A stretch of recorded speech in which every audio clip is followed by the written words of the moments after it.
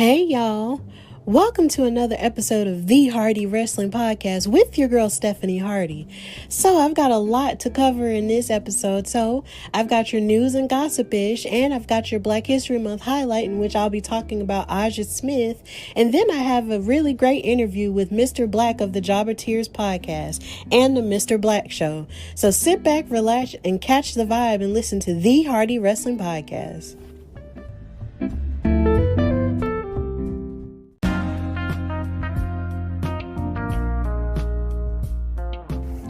All right, so we're going to go to our news and gossip-ish segment, and we're going to start with Big E, one of my personal favorite wrestlers of all time.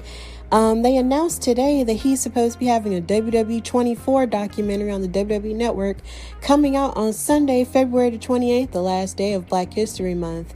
And it seems like from the preview they showed, they're going to discuss some of his struggles that he went through in terms of being a football athlete in college, and they're also going to be dealing with his struggles to sort of find a character once he started in FCW because of his introverted nature. And they're going to discuss him finding his groove in the New Day, which basically led to him having an opportunity to gain the Intercontinental title this past Christmas. So it looks like it's going to be a really compelling documentary to watch, and it's going to be really emotional, as it feels like a lot of what the New Day does anyway. But I'm really excited for it. Like, I wish it was coming out this Sunday after Elimination Chamber, because I would definitely watch it then. But we have to wait until the 28th, but definitely check it out if you have a mind to. Big E is one of the members of the New Day, along with Kofi Kingston, the longest tenured member, and Xavier Woods, so please check that out. Also in the news, we have The Rock and his new TV show, Young Rock. And I did give a review on my Instagram page, a little review nugget about the show Young Rock on NBC if you want to check that out. But the viewership came in and it tapped in 5 million viewers on Tuesday for its series premiere. The show is clearly about The Rock and his young life and everything that sort of molded him into the wrestler and superstar we know him as today.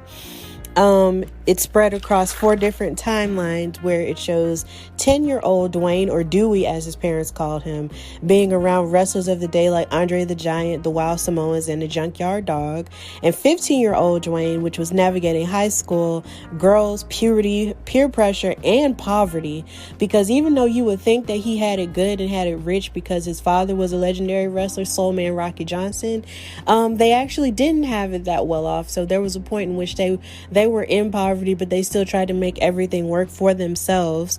And then it channels 18-year-old Dwayne at the University of Miami trying to make a name for himself. And I would love to give a shout out to Bradley Constant, who's from Tuscaloosa, Alabama, which is only about maybe 45 minutes to an hour away from Birmingham, and his debut as an actor by playing 15-year-old Rock. And they also deal with the future Rock running for president in 2032. And a lot of people, on social media talked about how much they really love the show. I know I really liked the show. It was very heartfelt and, full of a lot of the things that we've seen The Rock be able to do, for his family since he's come into all of his riches and stuff. In the show, he promised his mom that he would get her a red Cadillac, and he actually went on to do that a whole lot later on in life. And it's really heartfelt in the way that it's showing the relationship or sometimes the lack thereof he had with his father. But he did still dedicate the show at the very end to his dad, who did pass away last year. So it was really an interesting watch, and I do recommend anyone who isn't a wrestling fan to check it out.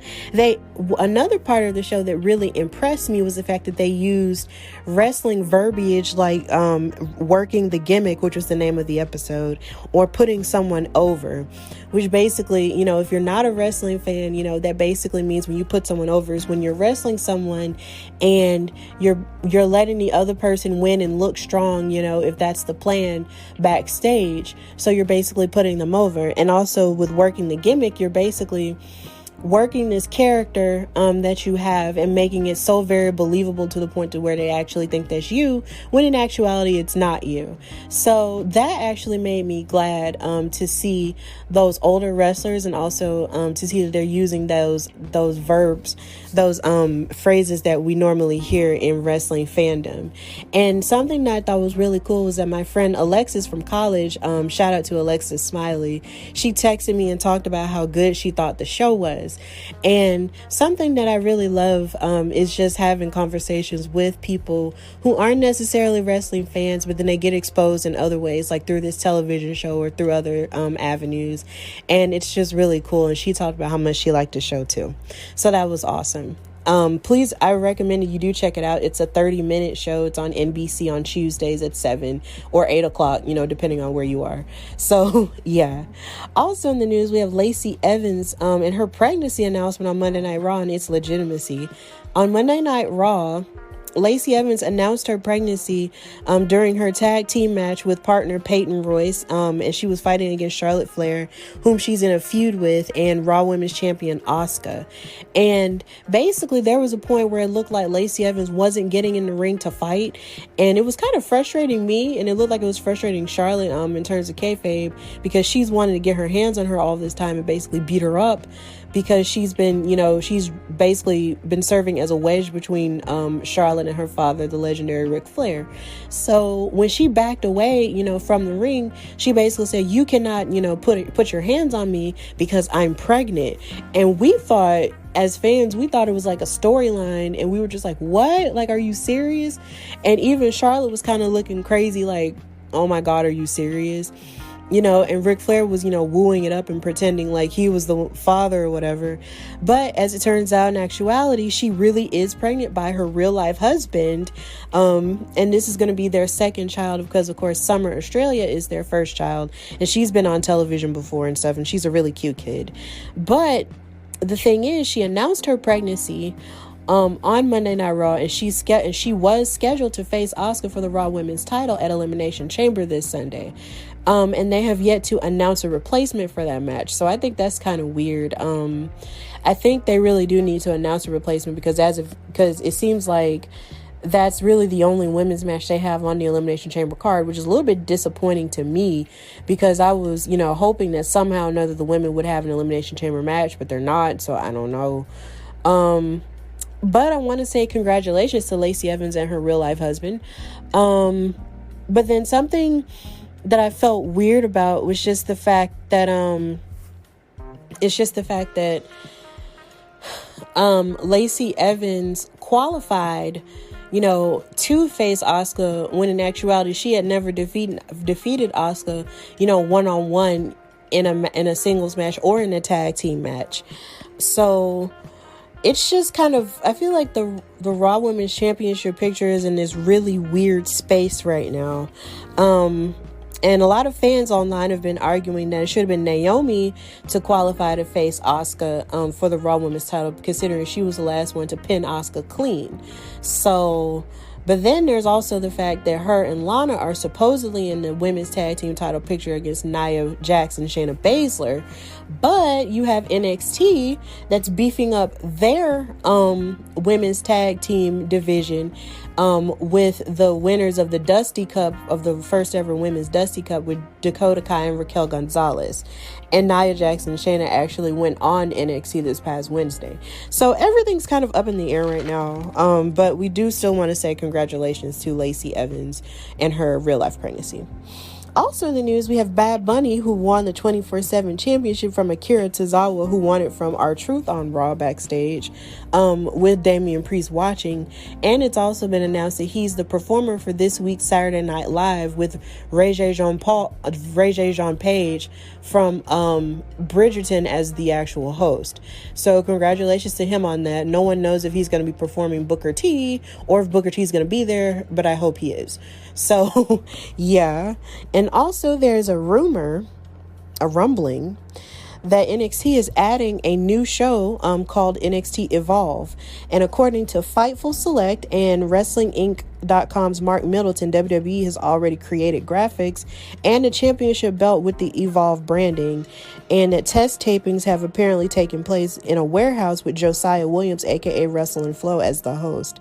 But no one knows exactly when it'll debut, and it's expected to be grittier and have a bigger fight feel to it than the regular NXT show. I think this is cool considering Evolve is was like a promotion that WWE would do business with from time to time, and then sometimes they would use that as a springboard into NXT.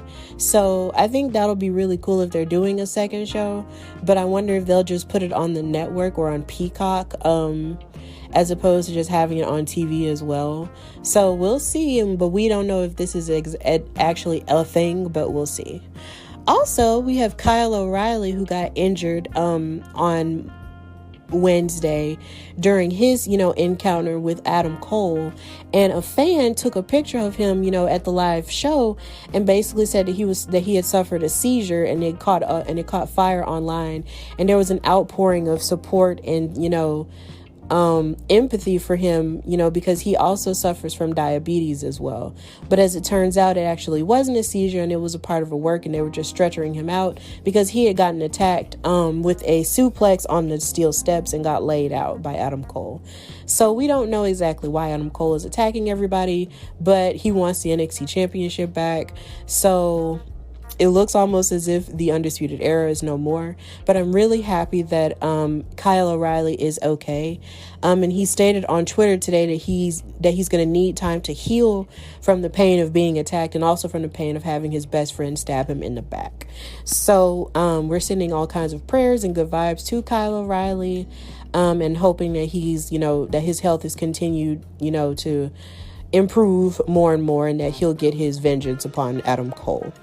So that's it for news and gossipish. And wait, one more thing. Taya Valkyrie is rumored to have been signed with WWE. She is the wife of John Morrison, and she's the longest reigning Impact Knockouts champion in history. And that's going to be a really cool signing for the women's division. So that's all for news and gossipish. And now we're going to go to our Black History Month highlight featuring Aja Smith.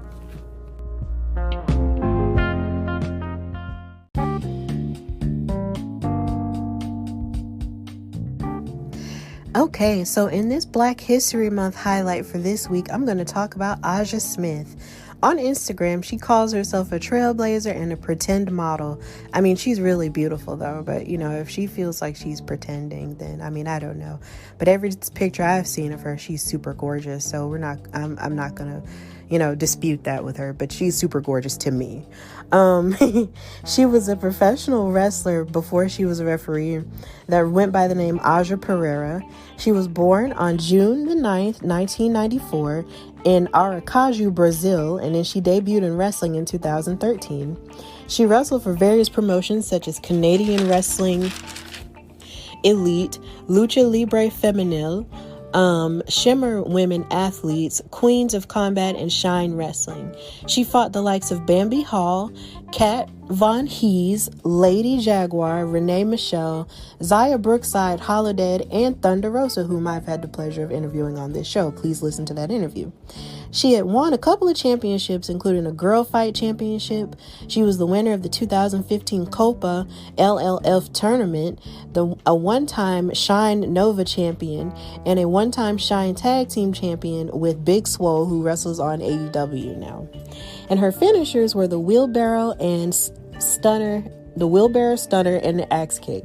And in February 5th, 2020, which was a very history-making thing to do on Black History Month last year, WWE announced her as the first Black female full-time referee WWE has ever had.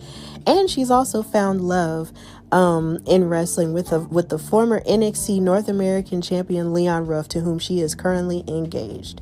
So to Aja Smith, who started off as a wrestler and is currently a referee, refereeing in various matches, including sometimes even her fiance's matches. We salute you here at the Hardy Wrestling Podcast and hope you do nothing but amazing things and continue to push forward and break ceilings and make history in your own way and continue to do your cute little cosplays and all of the above on Instagram. So if you want to follow her, please follow her at Aja Smith WWE, and follow her at Ref Aja WWE on Twitter as well.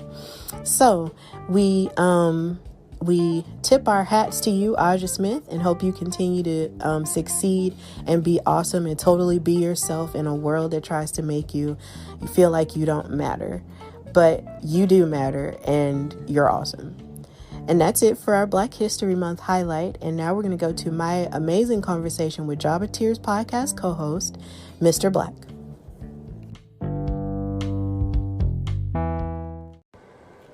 Okay, so I was sitting with my friends one day and they asked me, Stephanie, how do you record your podcast? And I said, with the Anchor app on my phone. And they were like, are you serious? I'm like, yeah, it's that simple.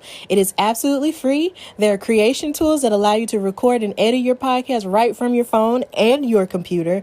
And it will distribute your podcast for you so it can be heard on Spotify, Apple Podcasts, Google Podcasts, and many more. You can also make money from the podcast with no minimum listenership.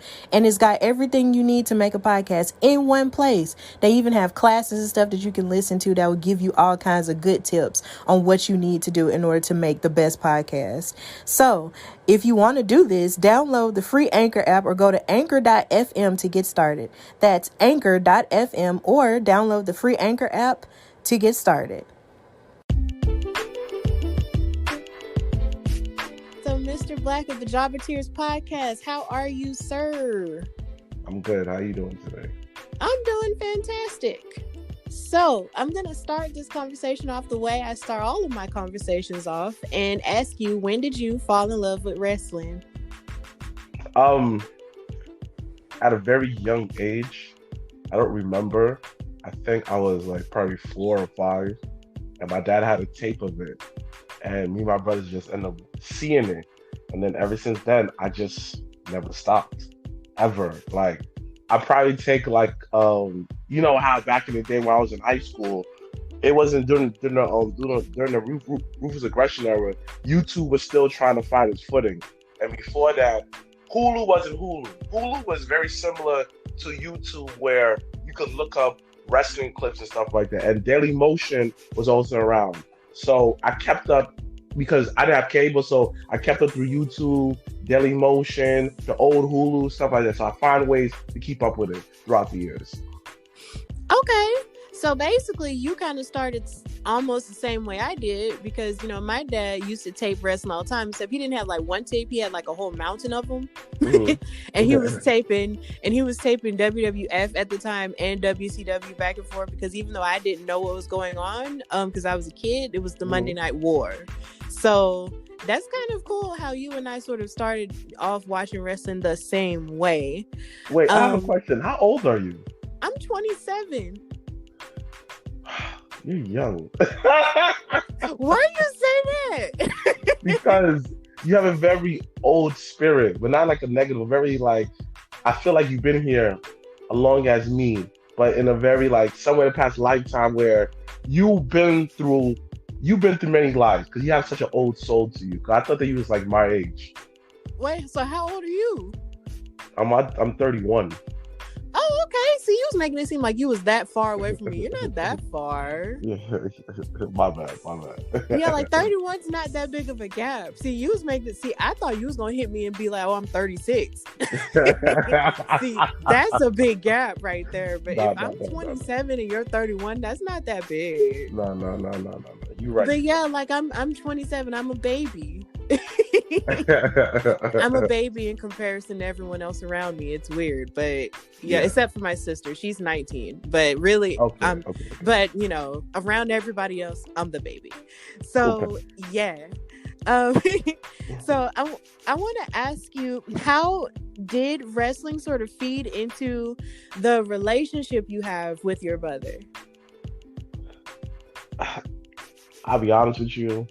That's the only thing that is holding our relationship together. If it wasn't for wrestling, we would not be talking. And that's the honest truth. Yeah.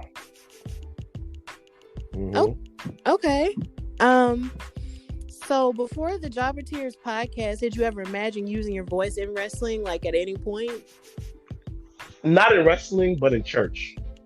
because from the age of 19 to 27, I was in church heavy, heavy, heavy, like choir practice. I was cleaning the church. I was fixing stuff in the church. Like, you could either find me either at work, the basketball court, or at church. So I imagine myself, like I always imagine myself using my voice for something, but not for podcasting or not for like talking about wrestling. Oh, wow. So basically, did you ever so you imagine yourself sort of being like a preacher, maybe? Mm-hmm. Yeah. Wow. Yeah. Yeah.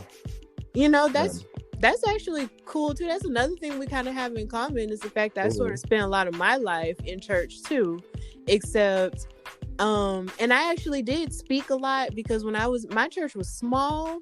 Mm-hmm. So it's just kind of like I would do kind of a little bit of everything. I was in Sunday school, I was in the choir, so I sang a lot, and then I also used to be the Sunday school secretary. Wow. You know, at times, you know, whenever my aunt wasn't there, and then eventually they made me like the main one. Wow. So it was just kind of like, and then of course when I had speeches, my grandma and my mom would make me practice so much to the point where I had my stuff memorized because they were like, no, you're not going to be like the other kids. You're going to get up there and you're going to know all your stuff.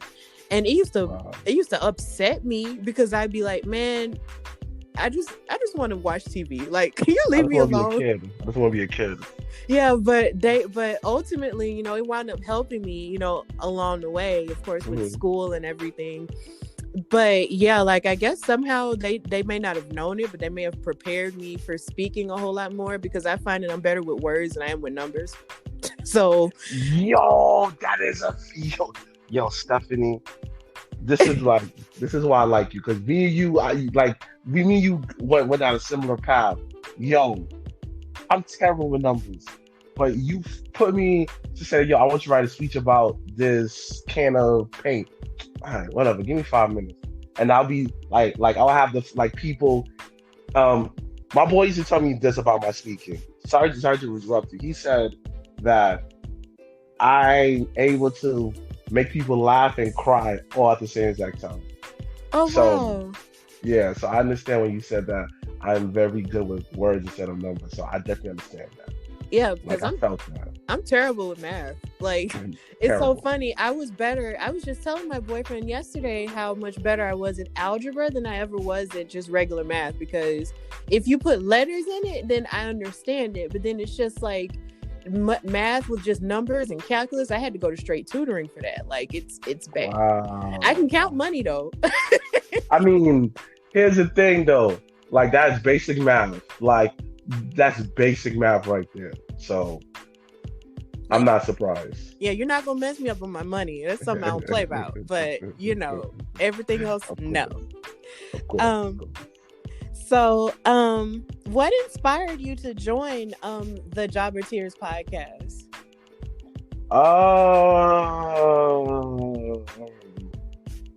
You're the first person ever asked me that. You know that? Wow. No, really? Okay. You're literally the first one that ever asked me that. You know,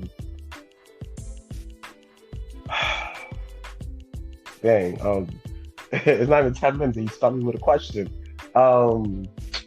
Dang, what inspired me? Because it was one of those things where I just wanted to do it, you know? And when it comes to using my voice, that's like a natural talent I have.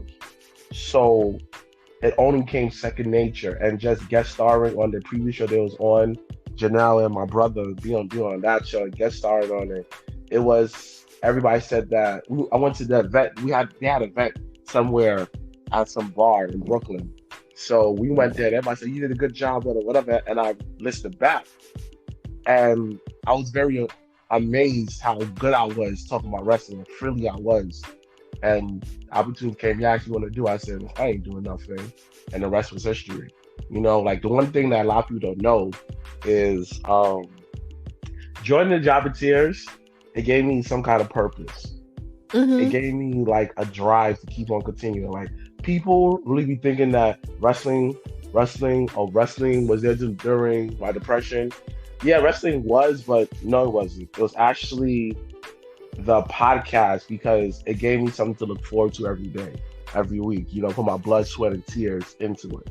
And no matter what happens, no matter people who may not recognize me, they'll never take away the way that I was there from the beginning. So I always will have root into the job and take. I can leave right now, but you can't never take away the foundation that I helped build with this brand. You understand? Yeah.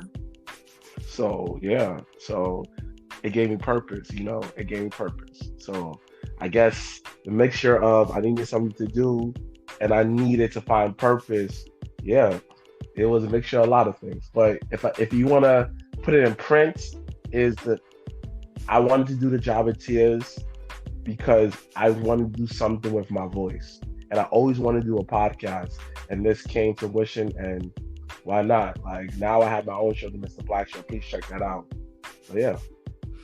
You say that, and it's kind of funny. It's kind of like what started me in the podcasting game, because I was a part of an online group, and I talked about it a little bit when I was on Job of Tears. Like, I was in an online group, and they sort of played with the idea of starting a podcast, and I was excited about it because I was an administrator of the group, and I was pumped, but it never happened. And I was just like, man, well, okay. And then it's just like, as soon as I left that group because of some differences, it was just kind of like, well, I guess if they're not going to do it, and if I'm not a part of that community anymore, then I may as well try. And what I can say is, it's like, doing this podcast, really does make me, have more confidence in my voice, and it makes me, happy, because I know wrestling has always, been a source of joy for me, but to be able to talk about it, and reach people, that's not something I ever imagined for my life, like, ever. And being able to do it, it's just very fulfilling. So I definitely feel you on the purpose part.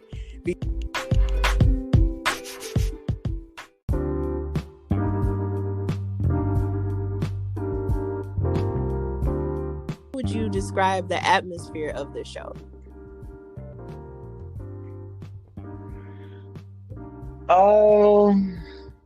Dang, another hard-hitting question. Dang. The atmosphere, I have to say, some people call it barbershop talk. I don't call it that. I call it what Black wrestling fans are going through. Because you have a mixture of both, of people who have one stand on this and people have another stand on this. You have one side where somebody call it racism, another side where someone says, yo, bro, that's OD cat, bro. Like, you doing too much.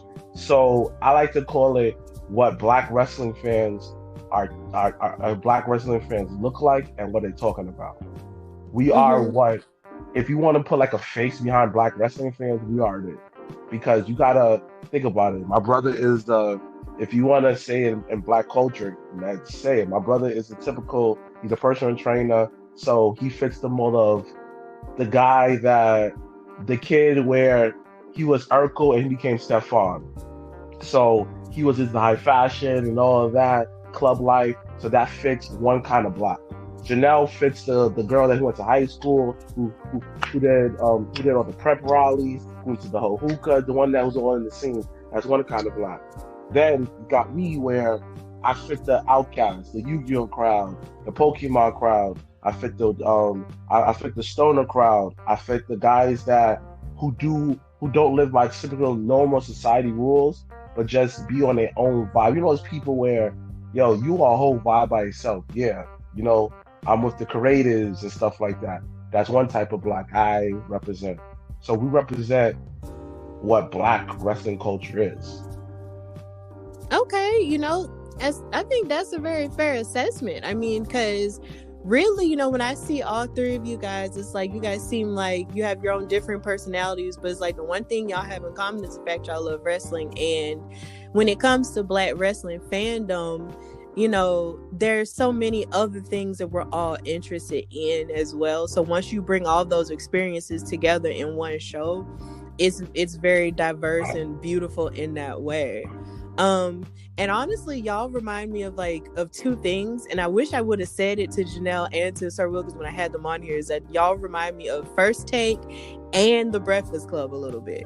because it's like you have all of those experiences there, you know, but then they bring it to become this amazing show that is important for the culture as a whole, but then y'all are important for Black wrestling culture as a whole. So I guess that's kind of the difference between those three things, but that's what y'all remind me of, and y'all represent that really well. So I look up to y'all. So thank you. Yeah, you're welcome. Like, seriously, like, I love you guys. Okay, so I want to ask, what has been some of the growing pains, you know, that you've experienced in sort of hosting and helping to craft, you know, the podcast and I guess the network as well? You wanna which answer do you want, Stephanie? You want the PC answer or you want the real answer? The PC. Okay. The PC. Okay. The peaceful answer. No, what I mean by PC mean like the politically correct answer, like the chill answer. The one that won't, like, the one that people be like, okay, you know what? I give a mixture of both. I will be very. I'll give you the reproach I'll give if we are co-workers at work. One of the challenges, number one, is people won't like you no matter what you do. No matter what you do, no matter what you say, people will not like you. And just because we represent Black culture is where you don't follow what other Black people tell you to do, like certain rules that we have, like unwritten rules, was kind of stupid, such as, oh, you can't speak bad upon a Black person, or like I said earlier, if a white person do this, it's considered racism. Is you cannot speak bad upon another Black person, and it kind of sucks though because it puts you in a box. But then that's a challenge that we had at first. How we still be authentically ourselves and still represent the culture. That was one of the problems we had. But then after a while, we just realized that no matter what we do, people are gonna hate you, good, bad, or ugly. There's always someone who's gonna agree with you. There's always someone who's gonna disagree with you. But long as someone's open-minded to hear what you have to say, and that's fine. So another second problem we have problem is one thing is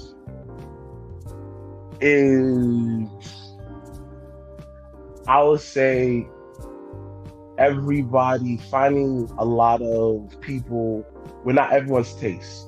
You know, we come off. I listen to a lot of other podcasts that who are outside our bubble, and the ones who like up there who's getting, you know, a lot of streams. And I realized y'all all sound alike.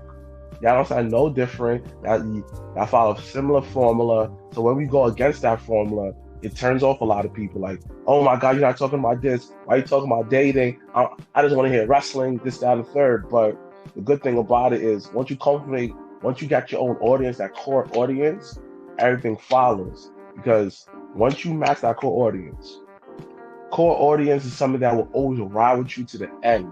And that will buy your merch, that will show you love, that will treat you how you should be treated. Like, yo, we love you. Keep on. Like, these are the people that you do the little stuff for. These are the people that you feature on the show, you know, because they've been your day ones.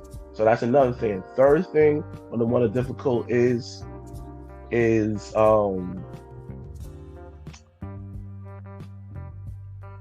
I have to say is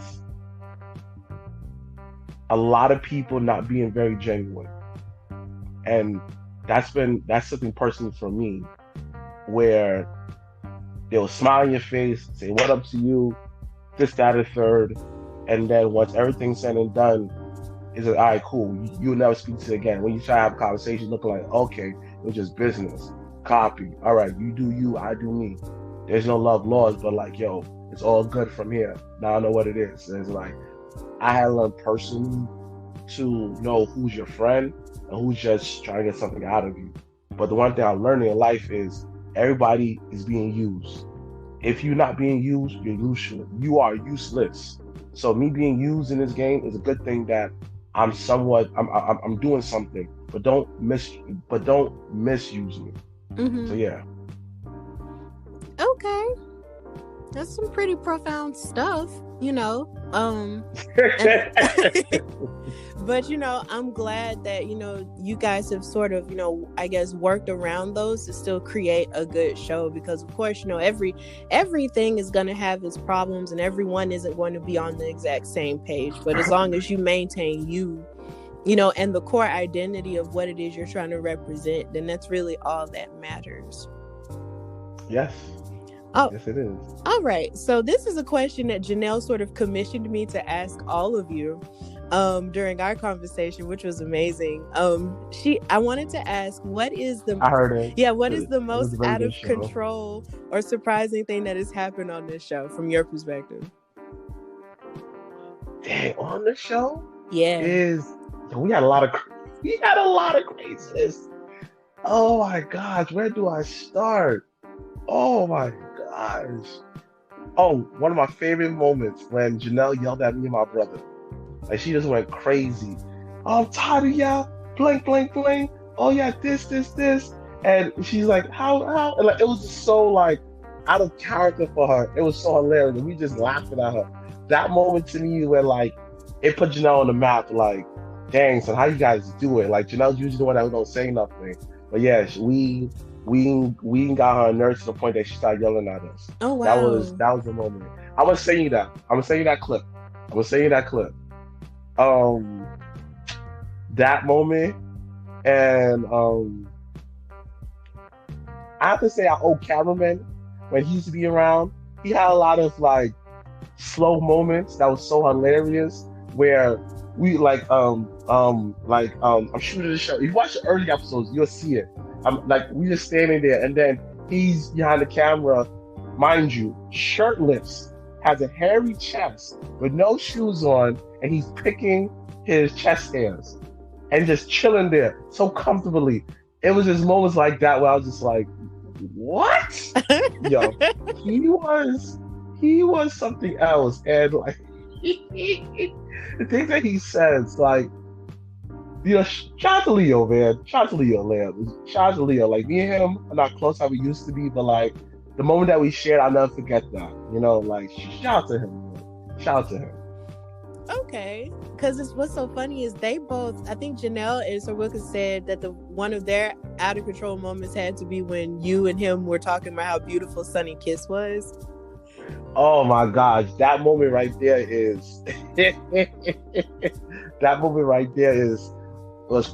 have another moment is, again, apologize. I know you're a very Christian woman, so I apologize. This come up very raw, but there was a moment where we have the lovely lady from the Your podcast, the lady, the first lady of the Your, I forgot her name. It's slipping my mind. My bad. But her, she was a guest. This is before she joined the network.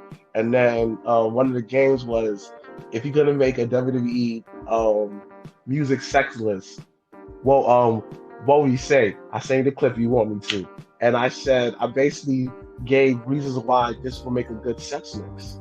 So yes, so that was another outrageous moment. We had a lot. The first year was the Wild Wild West. That's all I gotta say. It's too hot for TV. I think pretty soon I'm gonna have to archive those, because a lot of stuff could get. I don't care, because I see it as I'm not that person, and who I was then is way different who I am now. So if you want to penalize me for what I said in the past, go ahead, because you're gonna be fighting who I was. Like, you're literally fighting a ghost. So if you want to fight what I'm saying now, that's cool, but fight that ghost. That's a losing battle, because I'm not that person anymore. So you know what? I'm not gonna archive it. I'm gonna leave it. Okay. So who's been your favorite guest to come on the show? I got a lot. Of course, top 5 dark-skinned dude is Chisel Adonis. Like, yo, you have to understand. All right, you are getting exclusive. Why he's one of my favorite guests? Because I almost died a couple of years ago, right? Mm-hmm. Almost died, and I was home for like 3 or 4 months for a while, and I was depressed, super depressed. And I found this man on YouTube, and I started watching him, because he was just having like epic rants, and then watching him blow up and everything like that. So happened he recorded not too far from our studio. Like he recorded the same studio in the next room. Then I ended up meeting him and Mars Swaz. Now he's another guy that's incredibly fair. He was my second guest on Mr. Blacc Show. He's a 22-year-old CEO. So check out the episode. And just seeing Chisel down my favorite guest, I'm looking like to me, you are a celebrity. To me, you are who the Drakes are. To me meeting you is just like, dang, son, this is the man that I don't know. His videos helped me through a pretty dark time in my life. So him in flesh be on the show meant the world to me. Yeah, he is so funny. Like, I'll never forget. I found out who he was through my boyfriend. And just hearing him I feel like half the time I have to thank him, because when it comes to the NFL, there's a lot that I didn't understand. But because I watch his videos and his commentaries about football, I understand a little bit better. And it's just like, I really feel like, if he wasn't a comedian, he could be on ESPN, because he's just so intense. Like, he just reminds me, he has like the attitude of a Stuart Scott. Like, you should be on ESPN doing something, with that, because the way he describes sports is just so elaborate, but yet you understand. Exactly. And that's the one thing that Speech 101 tells you. Know your audience. And talk in a way where it don't go over the audience's head, but it goes in a way that even a child can understand you. So that man masters speech. So is there any other favorite guests you got? Oh, dang.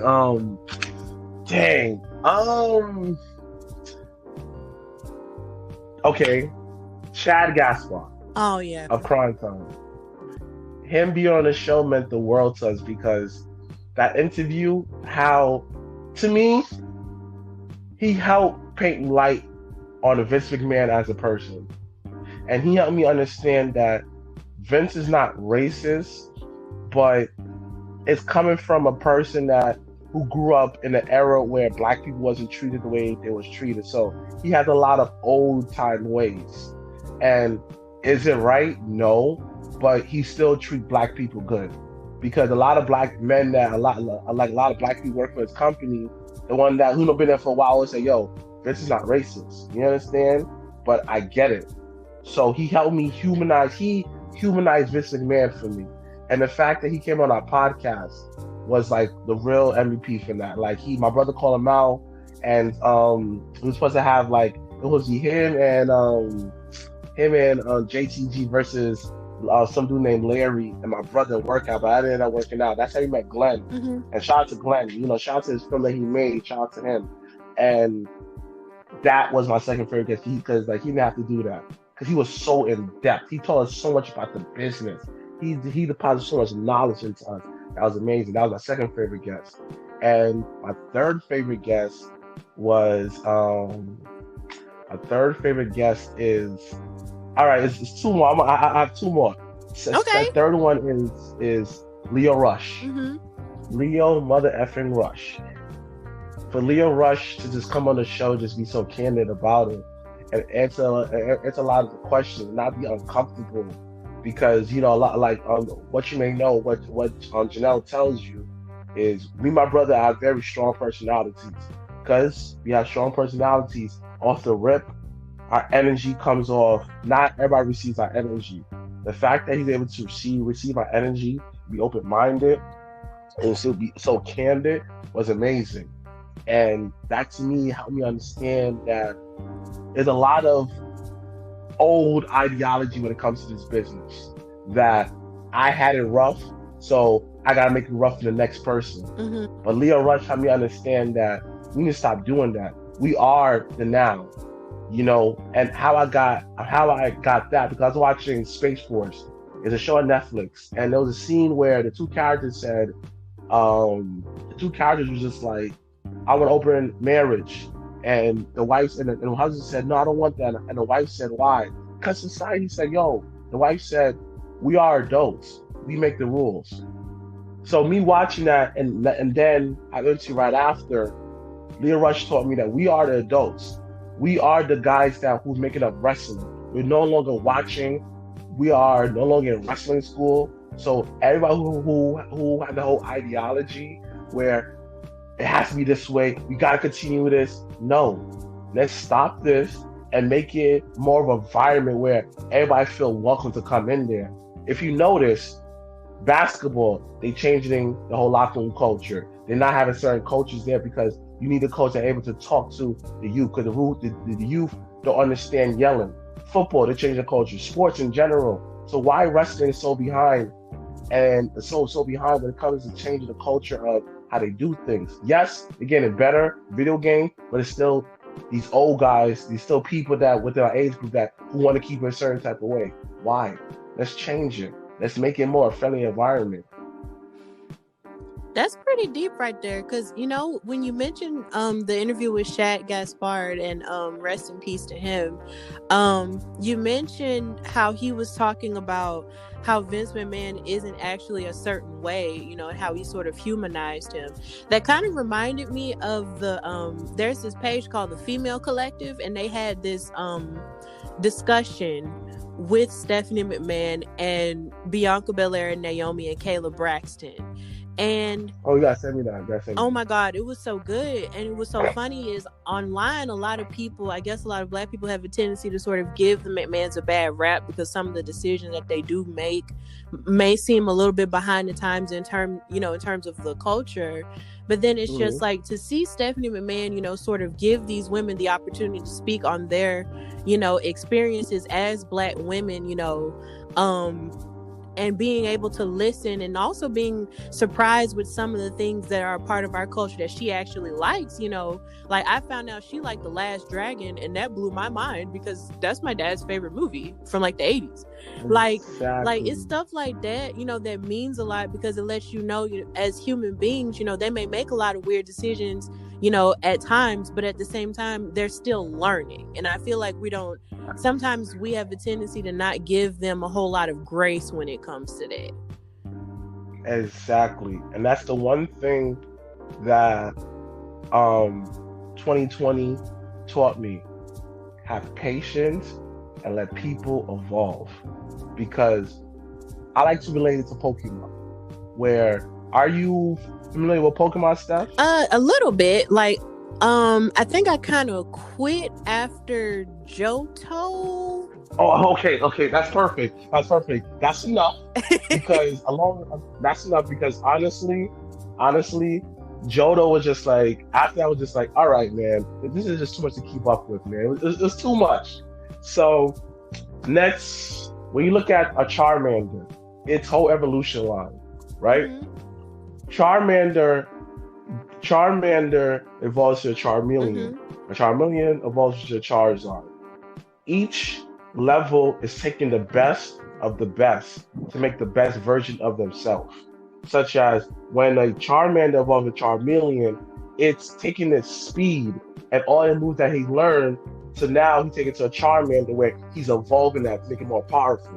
Where he's taking all his speed that he learns, all his fire move, and then he's adding on the evolution where he's able to fly. So in this world nobody has patience to let people evolve over time. That's why I tell people is never be afraid to evolve. And sometimes you may have to change. Like Charizard. Charizard did evolve, but yet he also changed because he went from walking to not having wings. Mm-hmm. He went from a regular fire type to a fire flying type. And now sometimes you may have to take it up a notch, and now he has 2 extra forms. The reason why I'm bringing all this up is, you see how he was patient with our Pokemons? Why now we're not patient with the people around us? And the one thing that I hate how people don't do is they don't go the extra mile behind the headlines. You know why I was able to learn so much about Stephanie and everyone else in the business? Through watching them, hearing them through podcasting.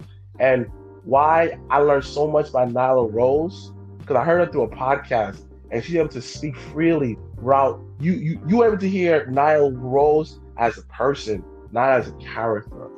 So hearing that, now I want to watch that.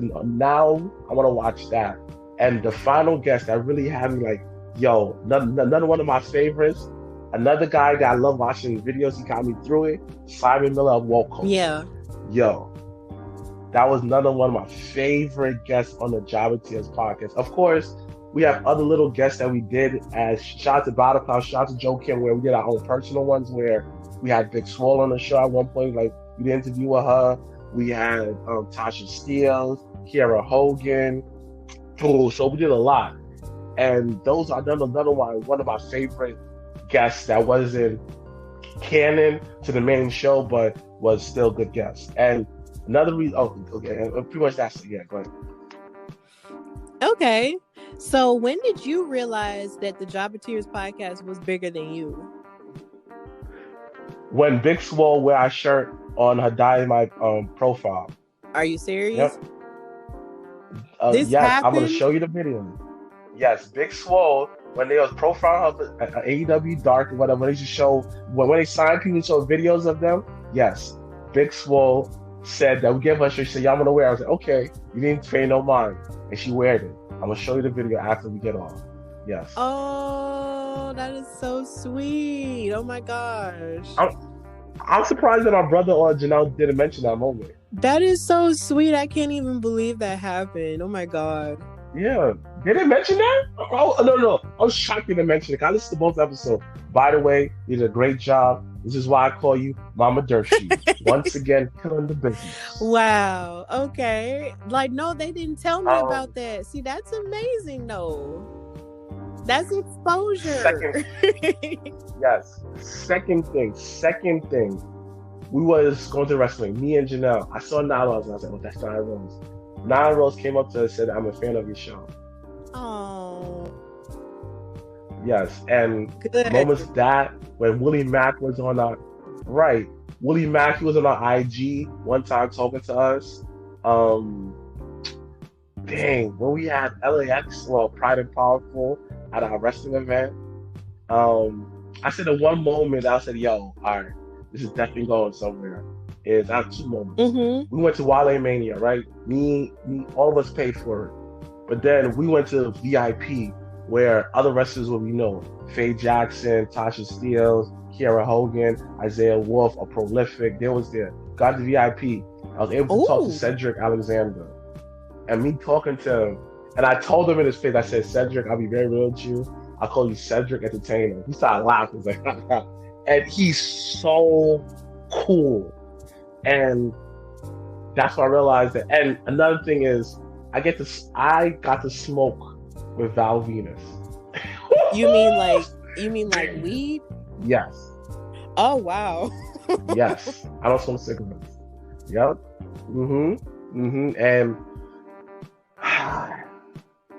I love what Jobbeteers Wrestling has done for me. It allowed me to perfect the person I am. Because without the Jobbeteers podcast, I'll never lost all the weight I would have lost. Without the Jobbeteers podcast, I'll probably would have strived to become a better man. So me finding, that's why I tell a lot of men out there, people in general, is find your purpose. So when you're able to find your purpose, everything else around it is going to fall into place. But just find your purpose. Okay. Yeah. That's a really great answer.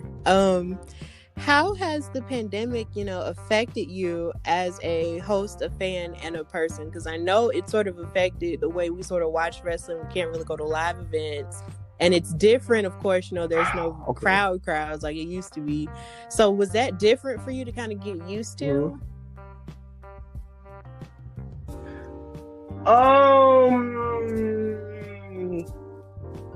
At first, yes. At first, it was. But I used to go into indie shows that don't have large crowds. And I kind of saw what able to get me through watching the pandemic was one thing that a lot of people don't give WWE credit, and wrestling in general, and listening to WWE for this one, is not AEW. AEW, I think AEW always had gained their points since day one. Is WWE, people were able to get over without no audience interfering. People was able to tell their story through and through with no true interruption. Mind you, remember if Sonya Deville, people forget she was over like Grover, but she was able to really talk without the audience booing and saying what, none of that. She was able to just talk, and because she was not talking to a flaky fan base, she was talking to the boys in the back who want her to win, who have no real bias. Say, I want you to win, and it was able to create these. The Fiend was able to really become the Fiend during this time. The one thing that kept Bray Wyatt, like, a reason why a lot of people, let me get my thoughts together. I said Bray Wyatt strived so much in this whole pandemic because they was forced to come up with new things to keep the audience engaged. Bray Wyatt was always ahead of his time. For example, him versus Randy Orton at WrestleMania, now that was ahead of his time because of the whole projector bugs onto the ring. What if that was done at WrestleMania around this time? It'd be a better production show because he's able to really go into his creative mind. So the pandemic to me was a blessing in wrestling because people who never think would get over the mic got over on the mic. And the one thing I liked about it, when wrestlers used to talk during my matches, you saw more of that, like, nah, man, you ain't better than me. It gave it a real raw feel to it. And people you never thought would get championships was getting championships. And shout out to AEW, seeing all these indie wrestlers, people that you interview, that we interview, getting work because of the pandemic. The pandemic does so much for the wrestling community, where wrestlers, they're not able to wrestle. Shout out to Ace Andrew, Ace Andrew.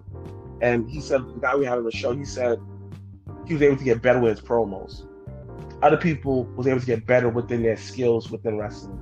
So when it came out, some people losing weight, some people was like, ooh, learning new moves. So overall, the pandemic was a blessing because wrestlers were able to harness skills. Right. And I love what you said about people having, championships that probably never had them before. And also just the fact that you saw people, even if they did win championships, they were able to actually get opportunities that they never would have gotten otherwise. Because I feel like Jey Uso fighting for the Universal title definitely would not have happened during a normal circumstance. And he was able to stand on his own 2 feet. Of course, his brother's out, but at the same time, you only knew them as a tag team. But to see him, come into himself more as an athlete on his own, and then being able to stand, head and shoulders with his cousin who's in his bag, it's just been more and more, intriguing.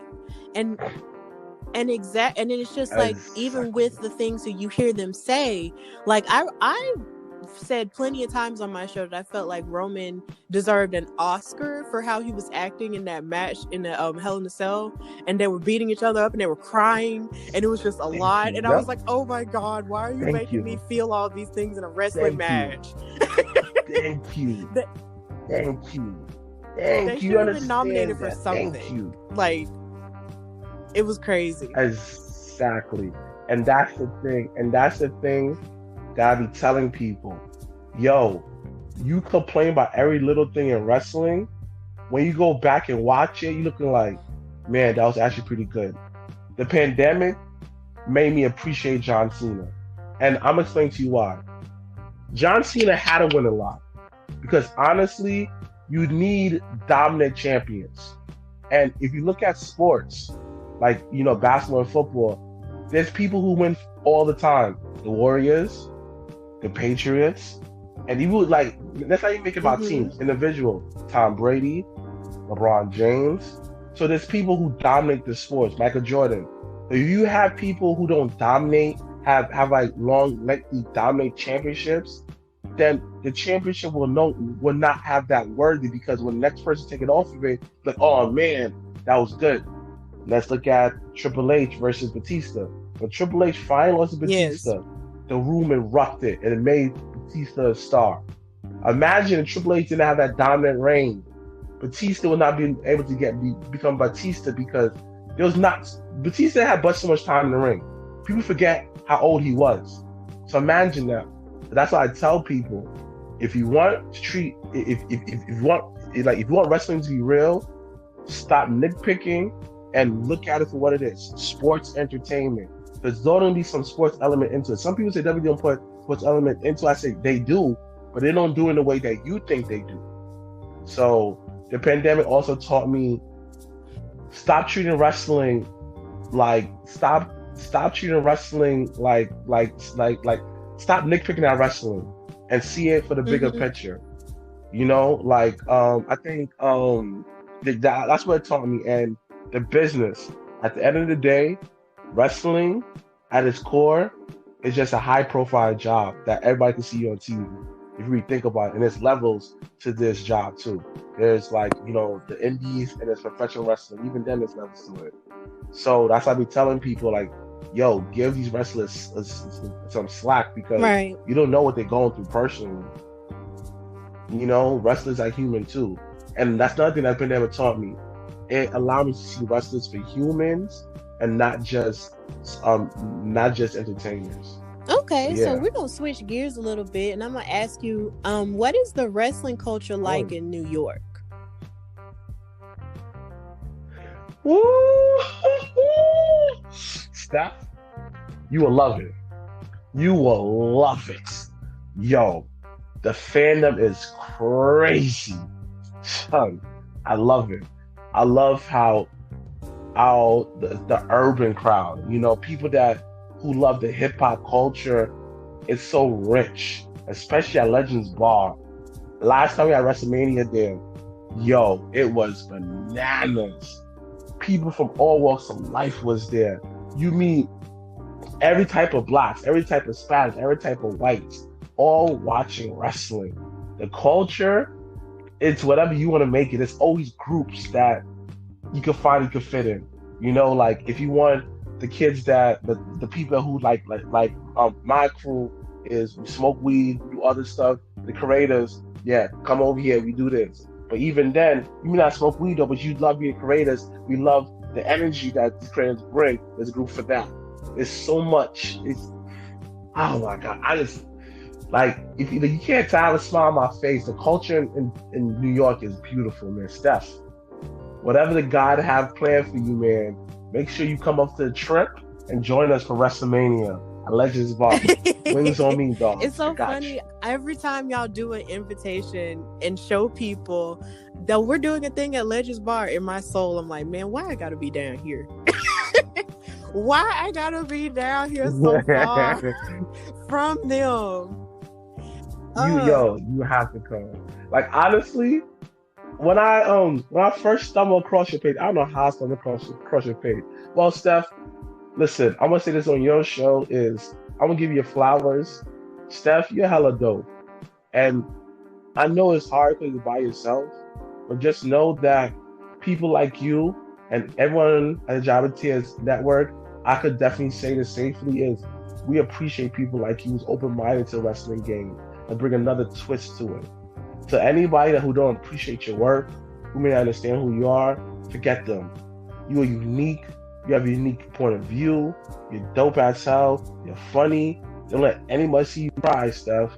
Always wear your crown and wear that beautiful smile of yours. Stephanie, man, people like you who bring the...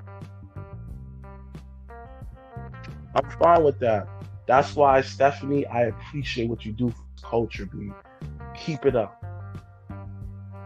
Thank you so much. I appreciate those wildflowers and lilies and all of that. Like, thank you so much. But yeah, like, it seems like it's so cool up there. And what's so funny is here in Birmingham, we have a group called Birmingham Slam, and it was started by this girl named Brittany, and I believe this guy named Chris, who works in the mall here.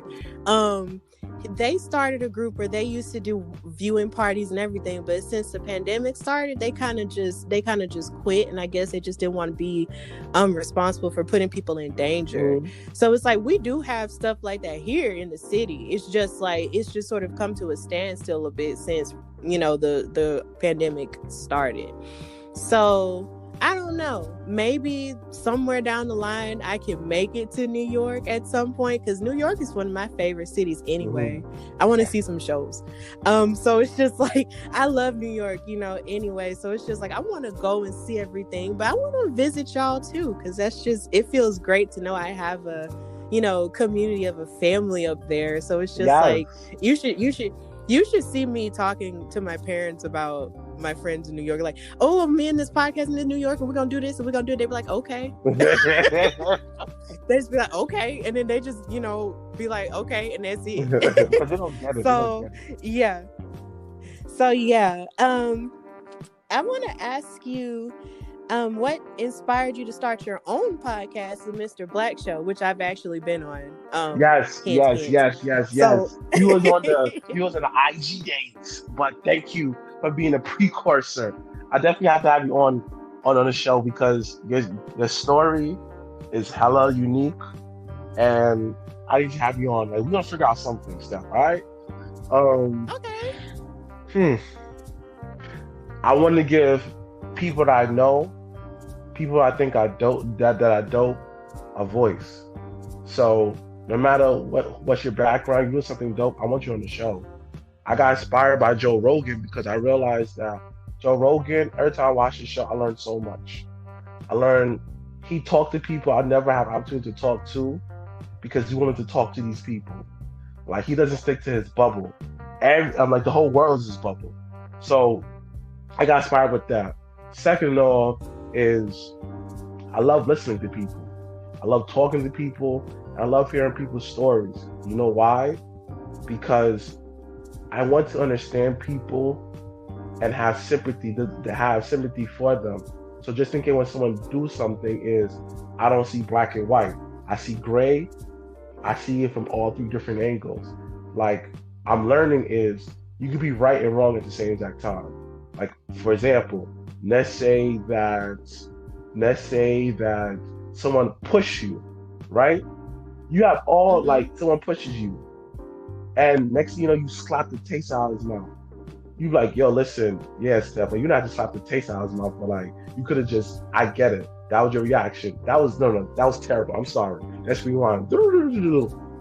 Click, boom. Let's say how that I said, like, let's say I said, hi, Stephanie, and then you gave me a nasty attitude, like, L yards, whatever. I could say whatever, and then after that I push you, and I'm like, okay, you don't have to push her though, but I understand why you was mad. You was right to be mad though, but you was wrong for pushing her. You be right and wrong at the same exact time. So yeah, I forgot what I was answering. My bad, stuff. Yeah, I was asking what inspired you to start your own show. Oh yes. Able to understand everyone's point of views, and able to have understanding.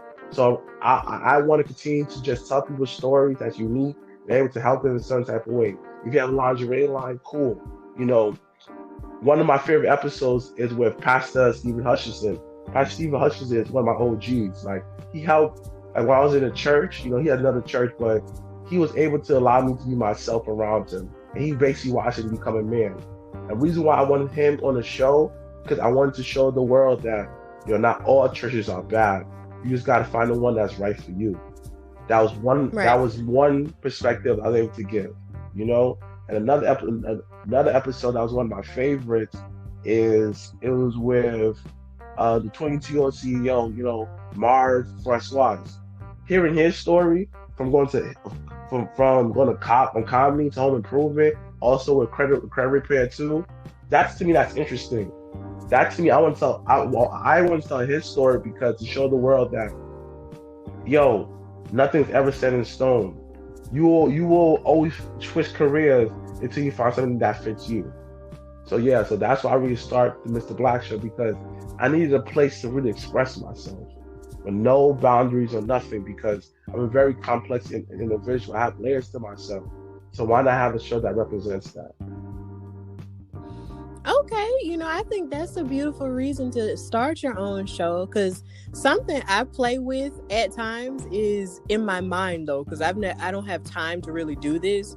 I play with the idea of maybe starting another show about just life or something like that, or like different Black issues or Black TV shows or TV shows or something. But I'm just like, I don't have time for that. Yeah. Like, because it's like, I know there are like 10,000 things that I love outside of wrestling. Like, I love music. I love spirituality. Like, I just love talking about, like love and relationships. There's so much that I love talking about outside of wrestling, but I just don't have the time. I got an idea. You do have the time, Stephanie. Like, for example, let's say that you have an episode where you're talking to someone like me who's very, eccentric, who's into everything. Maybe in the beginning of the episode where we mentioned Pokemon. Let's say you in the beginning of the episode, we mentioned Pokemon, stuff like that. But let me tell you my story with Pokemon. I ended up getting a 23-year anniversary Pokemon card at McDonald's.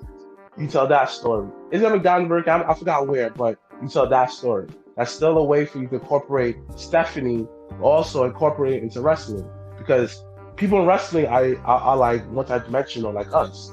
So that's a good way to start out off until you're comfortable to do it on like his own 15 minutes. Like, let's call it 15 minutes with Stephanie.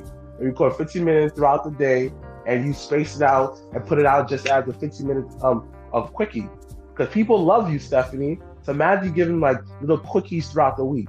Just 15 minutes. Just suggesting, dogs. That's true, and those are really good suggestions. And maybe I'll just, keep that in mind, because that is something I did kind of start, with like different breaking news stuff, like or something like that. I remember. Or review. Like, I actually did, a review on Young Rock a couple. Yes, I see that. And it's just like, oh, thank you. Because it's just like, I mean, I love the show, so I kind of wanted to talk about it because it has to do with wrestling, but it's a regular show that people outside of the wrestling world will watch. So it's just like, I wanted to talk about it. So it's just like, I don't know. I guess it's just figuring out how I could do it. But, I also work. So it's just, it's just a matter of just juggling stuff and everything. Exactly. So back to wrestling. Who are your top 5 wrestlers? I was waiting for this question. Or non-binary? I was waiting for this. Like, yes. I was waiting for this, Stephanie. Yo, I don't do like particular order. I just do who I like top 5. Bray Wyatt. Okay, that's fine. Bray Wyatt. Seeing this man journey from Husky Harris to who he is now, been the most inspirational journey I've ever seen. And that to me was one of the people I look up to, where to show you that no matter what life throws at you, never give up and never afraid to evolve. So that's where I got the whole logic of evolving yourself. Is I love Bray Wyatt. I love him.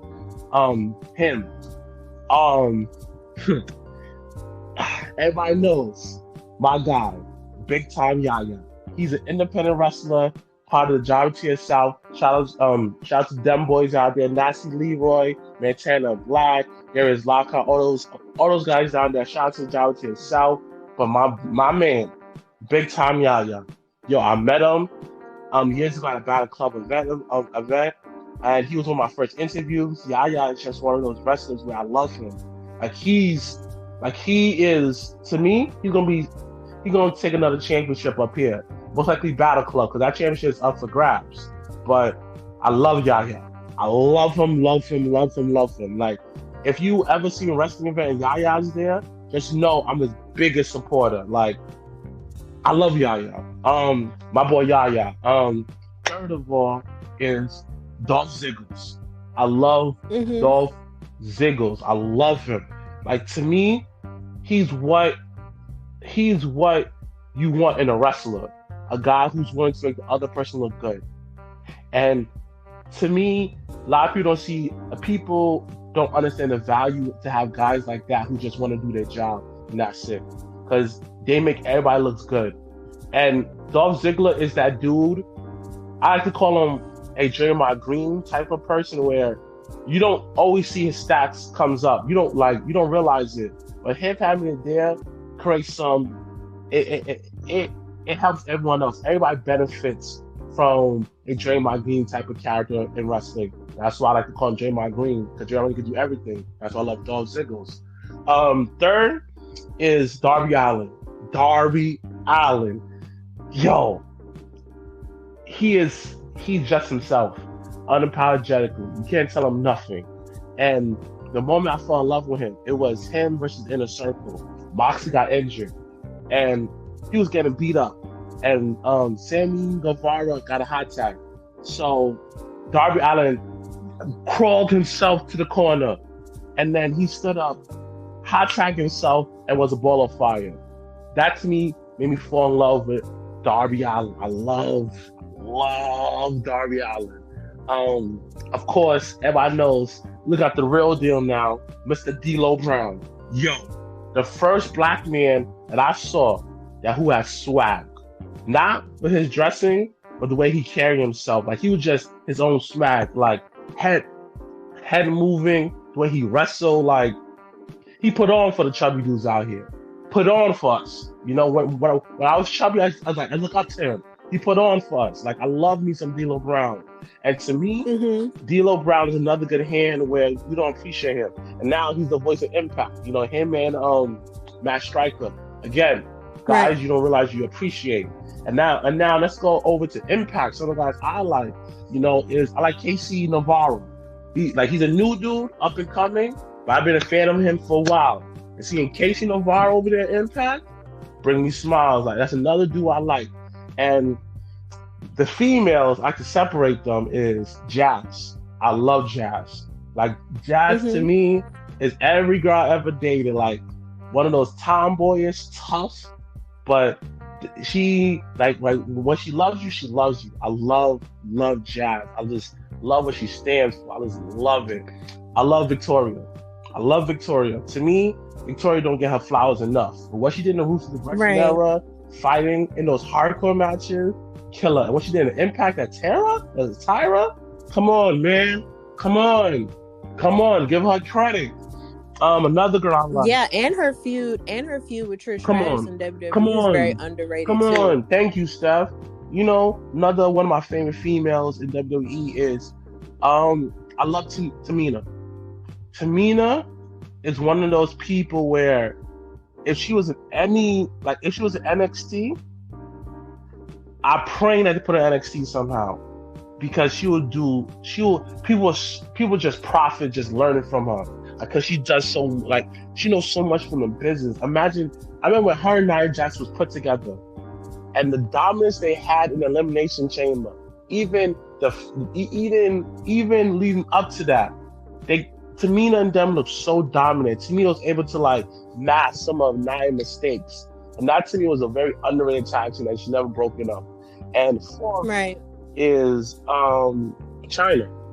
Chyna, to me, the reason why I love Chyna is because Chyna was that woman where she was truly where I could play with the boys. She was the Venus Williams of WWE, where a woman that she could hang with the boys and she won't look weird. And woman with just power. Like, I love her. I just love the fact that I just love people who nobody tell them nothing. I love people like that. Like, I'm gonna work within you, but I'm gonna do it my way. And Chyna definitely did it her way. And finally, the one female I love is, I was like, every time that I see her on the screen, I'm like, oh yeah, it's between Tasha Steelz and Big Swole. Big Swole to me, love me some Big Swole. Of course, being a sister, I love her. And the reason I like Tasha Steelz is I really saw her glowed up. To see her glow up into who she is right now is, to me, bringing tears to my eyes where, wow. Yeah, I know that was a lot. I know. No, it's okay. It is okay. I mean, you have a really good top 5, 7, 8. You have a lot of great, picks and everything. So I'm not even mad at all. So I want to ask you, how important is it to you to be a great representation of Black content creators in and outside of wrestling? It means a lot to me, because I always want to be that person where people always come up to and be so relatable. And I'm the one that who always want to fight for equality within this wrestling world. And this is why that I'm so passionate about what I do, because there's not enough us represented within this community. And let me really break this down, where we live in a world where they say, oh, representation matters. Okay, cool. Let's say that I have a company and I'm a white dude, right? Oh, we gotta hire more minorities. No, we gotta hire more black people. Okay, cool. They will hire 4 different Wayne Bradys. They will hire black people, but they all are like Wayne Brady characters, what they are comfortable with. True diversity is hiring a black man who has a tattoo on his face. Hiring a black man where he kind of reminds you of Cat Williams. Hiring a black man where he reminds me of Drake. The reason why I bring all these different characters of black people in general is we don't really have true diversity. We have control diversity. Why can a man who has a tattoo on his face can't get a job? If he has all the skills to do that job, compared to somebody who don't have all the skills but has like he's more cleaner cut, both guys should have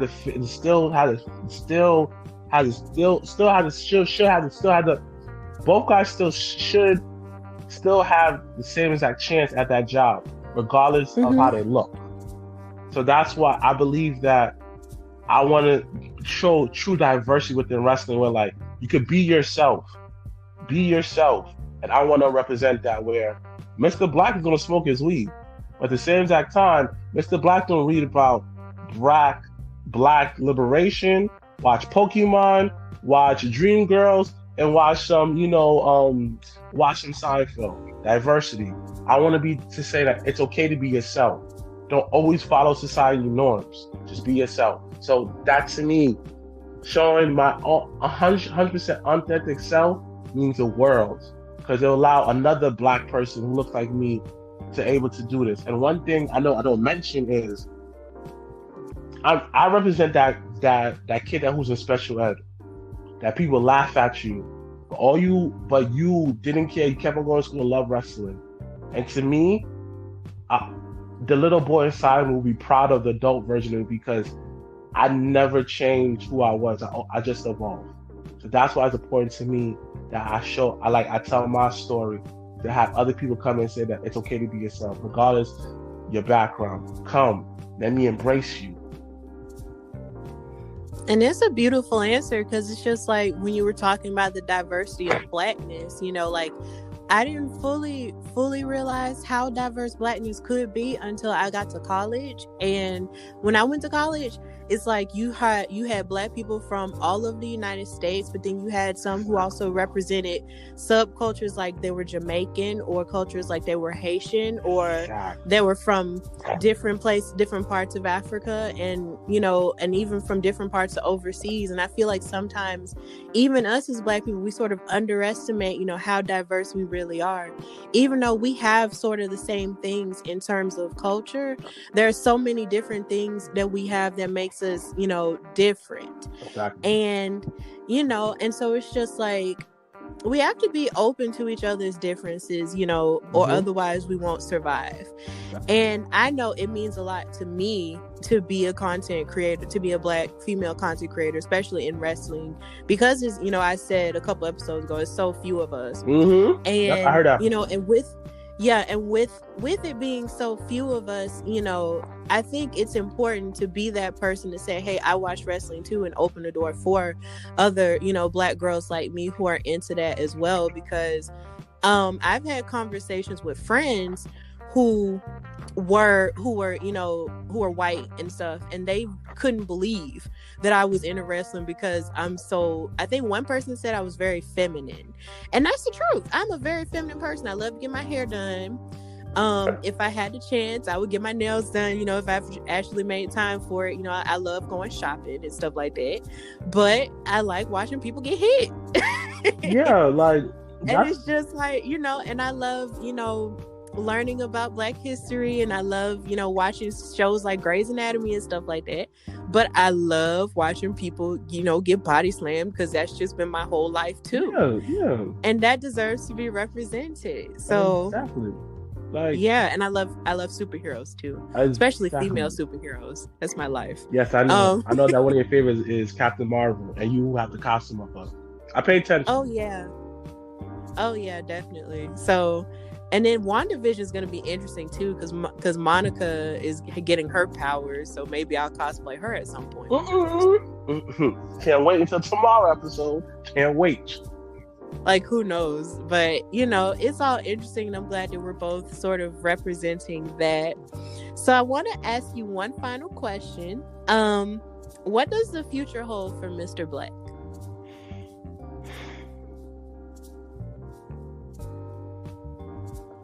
Another question I didn't expect you to ask that. But what holds for Mr. Blacc? Well, definitely. It feels like it's time to expand the Java tiers into more of the fashion game. I have some ideas that I'm gonna bring out as far as fashion-wise, as far as doing different hoodies I want to come out with, because I feel like my creative side hasn't been itched when it comes to making t-shirts. So that's something I'm in the works. Of course, more episodes of Mr. Blacc Show. Expect for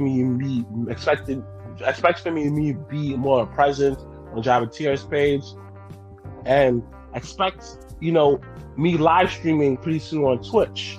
A lot of games I'm into live streaming, probably the Warriors, Belly, and Bully, different variation of games, but definitely look out for that.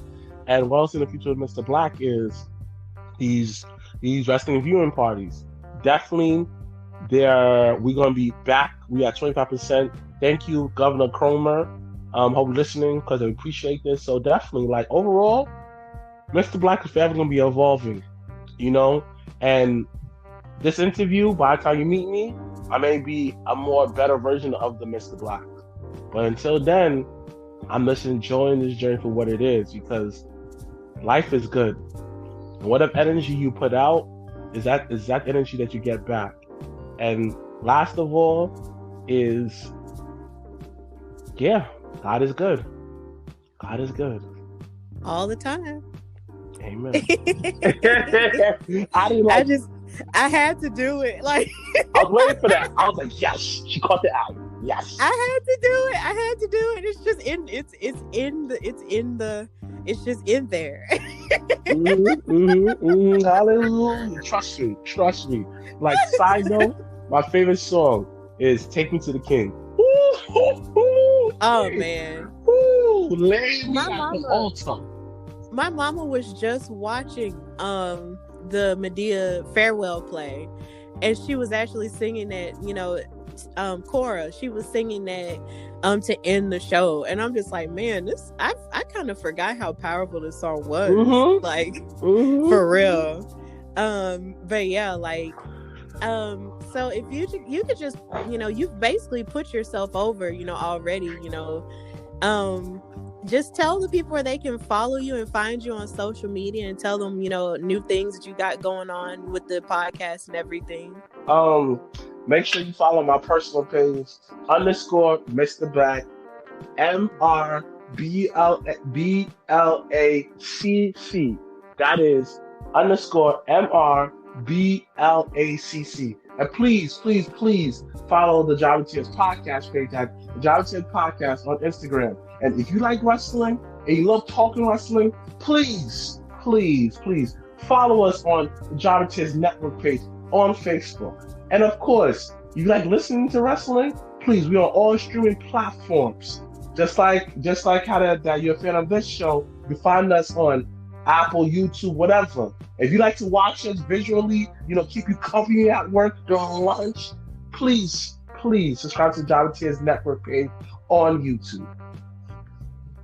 All right, Mr. Blacc, thank you so much for coming to the Hardy Wrestling Podcast. It's been an honor having you and your co-host this month for Black History Month. It's been lit. Dang, this is the Black History Month, because me and my brother alone is Black. Dang. Thank you for having us. Thank you, Stephanie. Thank you. Yes. All right. So, this is Mr. Blacc from the Jobber Tears Podcast. Thank you so much. Bye.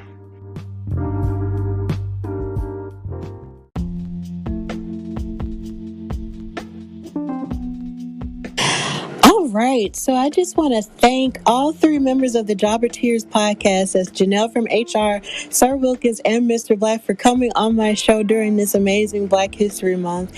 Like Mr. Blacc said, you can follow the Jobber Tears podcast on Instagram at the Jobber Tears podcast, and on Twitter, just Jobber Tears. And you can follow each of them on social media. Well, actually, no, not well. You can follow most of them on social media. You know where they said you could follow them, and please listen to their show because it's actually really, really good. They're an amazing representation of Black wrestling podcasters, and they are personal heroes to me. So since we've reached the end of our time, just know that you can listen to the Hardy Wrestling Podcast anywhere you get your podcasts: Apple Podcasts, Google Podcasts, Spotify, YouTube, iHeartRadio. Just anywhere you get your podcasts, you can find me, and you can also follow me on Instagram at Hardy Wrestling Podcast, and on Twitter at Hardy Wrestle Pod, and on Facebook at The Hardy Wrestling Podcast as well. So I hope you're remaining safe and doing the best you can in the midst of everything that's going on. I know there's all this cold weather happening too, so I hope you're staying strong. And if there's anybody in Texas that listens to me, my thoughts and prayers are with you, and I hope you guys hold on and stay strong through all of this crappy mess. And yeah, I just hope everyone's just trying their best to just live through all this crazy coldness and this crazy COVID and all of the above. So until next time, this is the Hardy Wrestling Podcast with your girl Stephanie Hardy. Bye, y'all.